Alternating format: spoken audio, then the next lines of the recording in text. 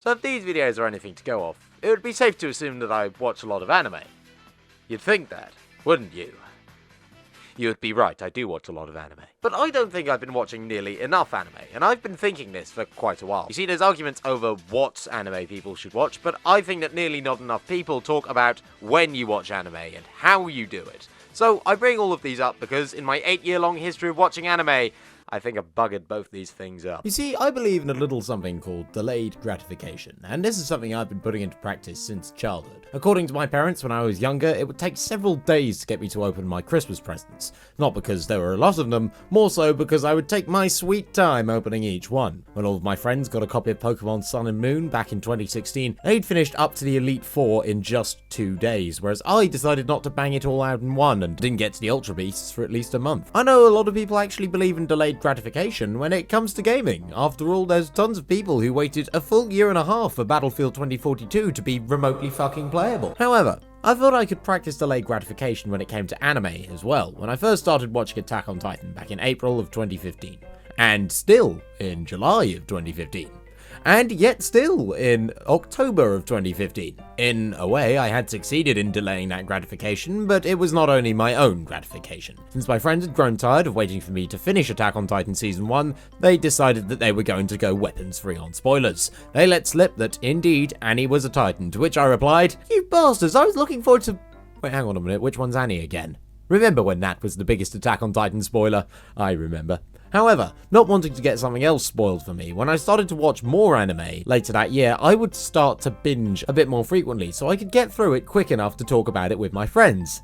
Only problem was that none of the people I knew were watching the other shows I was watching. It was then that I started to come to the realization that watching anime doesn't necessarily make me cool. Now, I've noticed that when people first get into anime, there's a moment when they're able to binge shitloads for like the first year, but the momentum just comes to a stop after a while, and this is true for me. Back then, I was getting into series that had 26, 51, and even 175 episodes, and where did the majority of my binging efforts go to? Was it Full Metal Alchemist Brotherhood, the second series I ever watched, and one I consider to be the best series I've ever watched?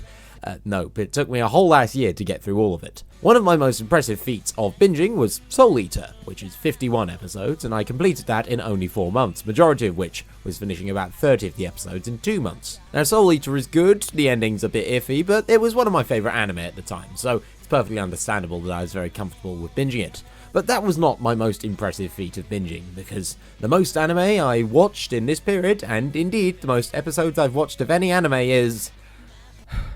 fucking Fairy Tail, at 175 episodes. Indeed, I managed to watch the entire first season of Fairy Tail between November 2015 and November 2016, and I'll be honest with you, Fairy Tail is mostly mid. There's some good bits, which I still think of fondly, but it's mostly mid. Sorry if I'm the one who had to break it to you. However, I should mention that as I was watching these 175 episodes of Fairy Tail, I was also watching the 64 episodes of Full Metal Alchemist Brotherhood on the side, which I was watching between October 2015 and October 2016. For those keeping score, yes, this means that I postponed watching Full Metal Alchemist Brotherhood so I could start watching Fairy Tail. You now start to get why I'm thinking that I've been watching anime the wrong way. I suppose it is worth giving a bit of context for this time as well. I was still in school, so as a result, I'd mainly have my free time to watch anime at the weekend. Indeed, when I finished Soul Eater, it was on a Friday afternoon after school in June. I thought nothing of this, but then something happened when I eventually got around to finishing Full Metal Alchemist Brotherhood. It was a Thursday when I started watching the last few episodes, but I had to attend to various things. And by the time I was able to finish the last episode of Full Metal Alchemist Brotherhood, it was midnight the following Friday. Now, seeing as I had finished both of my favourite series at the time on a Friday, just had to make it tradition, didn't I? From then on, I decided that if I was going to finish an anime, it had to be on a Friday, and that is something I do to this day. Now, this did have an unintended effect, as it allowed me to take pride in the streaks I could develop with how many weeks in a row I was able to finish a series on a Friday. My first week of streaks was in November 2017, which started with me finishing Samurai Champloo and the penultimate week of Winter Term, then finishing Madoka the subsequent week, Girls Last Tour the next, then Made in Abyss, and I then managed to finish it all off with Space Dandy in the first week of Spring Term. But the streak I did the following summer was even longer, starting with the Pet Girl of Sakuraso in late June and ending with Serial Experiments Lain in early September. But the longest streak I've ever had of finishing an anime series every week has to be 2020, where I started with the final episodes of the seasonal anime from the winter season in March, and then finished it with the last episodes of the shows that came out in the summer season that October. But here's the thing, most of the series I watched during this binge were at most 25 episodes.